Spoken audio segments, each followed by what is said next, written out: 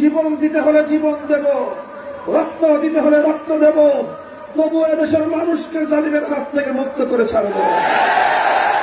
মায়েরা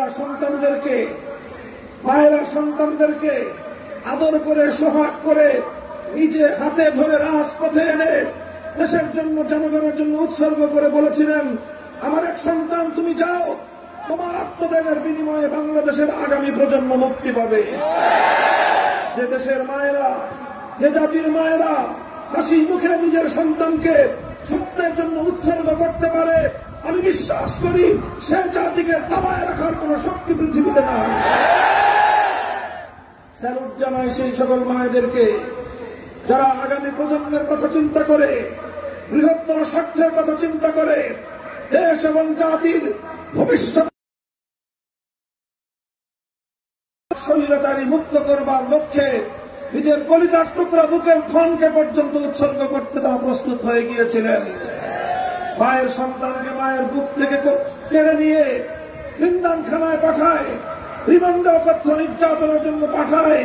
সেই মা সন্তানের পিঠ চাপড়ে বলে, সাহস ধরে দেখো, অন্যায়ের সামনে মাথা নত করো। যে দেশের মায়েরা সন্তানদেরকে এভাবেই উদ্বুদ্ধ করতে পারে, প্রেরণা যোগাতে পারে, সে জাতি কোনদিন পরাজয় মানতে পারে না। সংগ্রামী সাথী ও বন্ধুগণ, এভাবেই এক অকুত ভয় একটি জাতি আত্মত্যাগী সংগ্রামের মধ্য দিয়ে 2024 সালের 5ই আগস্ট বাংলাদেশ নতুনভাবে স্বাধীন হয়েছে, নতুনভাবে মুক্তি লাভ করেছে।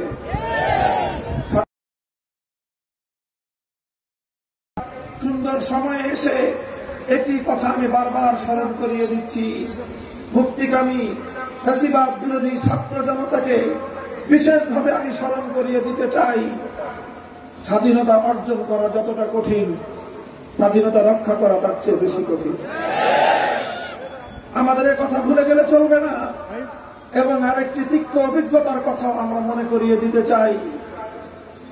আমরা অনেকগুলো আধিপত্যবাদী শক্তির বিরুদ্ধে লড়াই করে এই স্বাধীন বাংলাদেশ অর্জন করেছিলাম। এই স্বাধীন বাংলাদেশ অর্জন করতে গিয়ে আমাদেরকে একটা সময় ব্রিটিশ বেনিয়ার সাম্রাজ্যবাদের বিরুদ্ধে লড়াই করতে হয়েছিল। একটা সময় এই পূর্ববঙ্গের মুসলিম জাতিসত্তার উন্মেষ ঘটানোর জন্য, তাদের উন্নতি অগ্রগতির জন্য রবীন্দ্রনাথ ঠাকুরদের নেতৃত্বাধীন সাম্প্রদায়িক অপশক্তির সহিংস আন্দোলনকে মোকাবেলা করতে হয়েছিল। এরপরে আমাদেরকে পশ্চিম পাকিস্তানের খান পাঠানদের অত্যাচারী শাসনের মোকাবেলা করে তারপরে আমাদেরকে স্বাধীনতা অর্জন করতে হয়েছিল। আমাদের স্বাধীনতার সূচনা হয়েছিল ইনশাআল্লাহ বলে। স্বাধীনতা সংগ্রাম অর্জিত হয়েছিল, সফলতা লাভ করেছিল।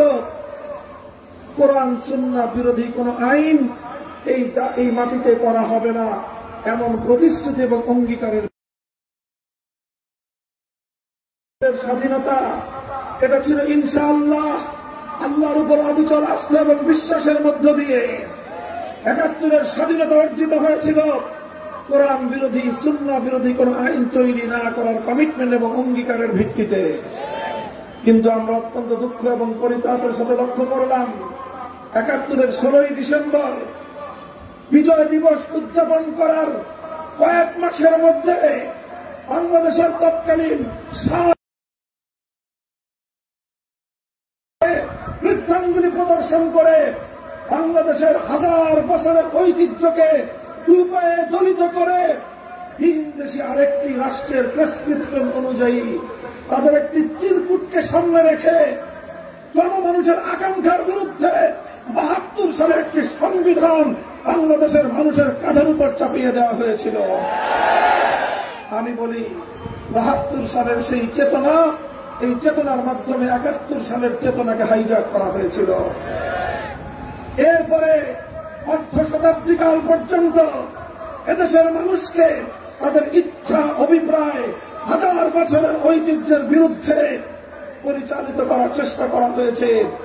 একতরফা ভিনদেশী অভিপ্রায়ের সংবিধান দিয়ে বাংলাদেশকে শাসন করা হয়েছে। মাঝে মাঝে কিছু অ্যামেন্ডমেন্টের মাধ্যমে এদেশের মানুষের চিন্তা চেতনাকে সংবিধানে সংযুক্ত করার চেষ্টা করা হয়েছে।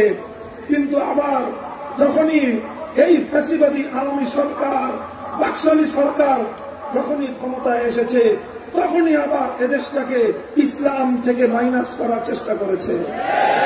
সংবিধান থেকে আল্লাহর উপর অবিচল আস্থা এবং বিশ্বাসের ধারাটিকে বিলুপ্ত করে দিয়েছে। সংগ্রামী সাথী ও বন্ধুগণ, এই কথা আমি এজন্য বলছি, 2001 সালে যেভাবে আমাদের বিজয়কে ছিনতাই করেছিল, 2024 সালেও সেই ষড়যন্ত্রকারী শক্তি, ইসলাম বিরোধী শক্তি, বাংলাদেশের হাজার বছর ঐতিহ্য বিরোধী শক্তি, তারা কিন্তু বসে নেই। এক হাসিনা নাই, কিন্তু হাসিনার অনেক দোসর এখনো বাংলাদেশের মাটিতে আছে। তারা আবারও 24 আগস্ট বিপ্লবকে ছিনতাই করতে চায়। সজাগ থাকতে হবে, পাহারাদারি করতে হবে। ছাত্র জনতাকে বলবো আমি, তোমরা সজাগ থাকবে, রাজপথে থাকবে।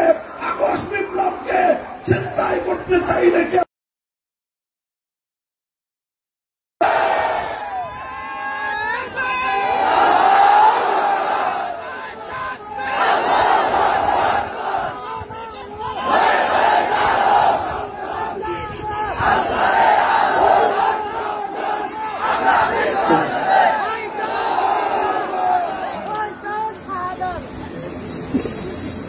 15 সাথী বন্ধুগণ, ফ্যাসিস্ট শেখ হাসিনা সরকারকে নিয়ে বেশি আলোচনা করতে চাই না।